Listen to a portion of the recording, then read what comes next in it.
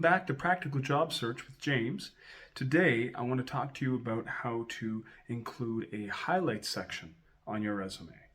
Now, no matter what type of format you're currently using, chronological, skills-based, combination, the highlight section is going to make a huge difference on your resume if you're not using it already, that is.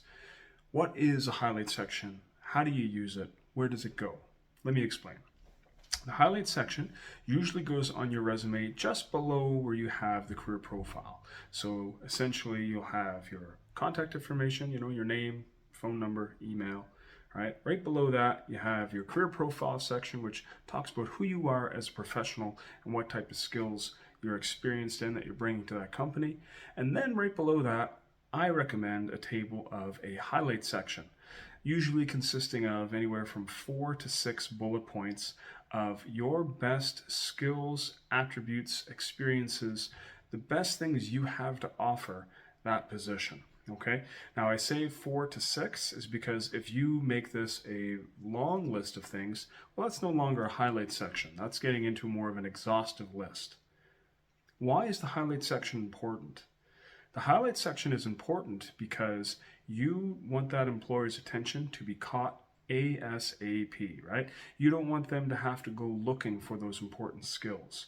If you have some amazing skills and experiences, but it's tucked down anywhere past the first half of the first page on your resume, you're going to be lucky if the employer spots those. So what we're doing in the highlight section, we're pooling all of those top skills and experiences that you have, and we're putting them up right away for the employer to see them. Okay, so some examples of what that could be.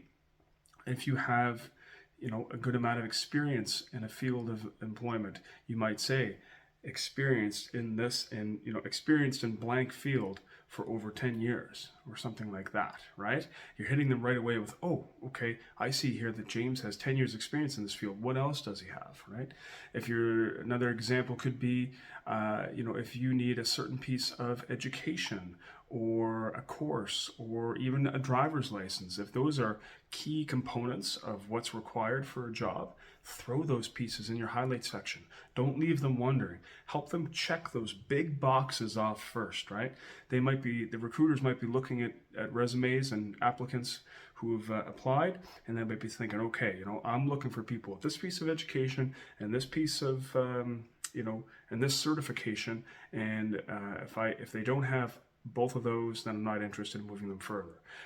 Right away, they'll be able to see those things in your highlight section if you have those, right? Don't bury them in your resume. Make it super easy for them to see you and understand what skills you have. Okay, so that's the beauty of the highlight section. I don't want to go on and on about it. Please look forward to a future video where I will talk about how to properly build a highlight section skill statement, as well as skill statements other places in your resume. Formatting would be the same for both and what you want to keep in mind. However, keep your eye open for that. So in a nutshell, I hope that gives you a little bit of an understanding on the highlight section and why it's important. And as I mentioned in a previous video, that employers, they only look at your resume for 6 to 20 seconds in general before they decide whether they're going to put you in the callback pile or put you in the garbage can. Okay, now it sounds crude, but employers get a ton of applications, and they got to quickly parse those and decide which ones they want to call back and which ones they don't. I've talked to many strong job seekers who had great skills, but they didn't showcase their skills in the best ways that they could have, and they were getting passed up on opportunities. However, when they changed how they're presenting themselves, they started seeing a really big difference in the amount of interviews they got and the amount of job offers they got.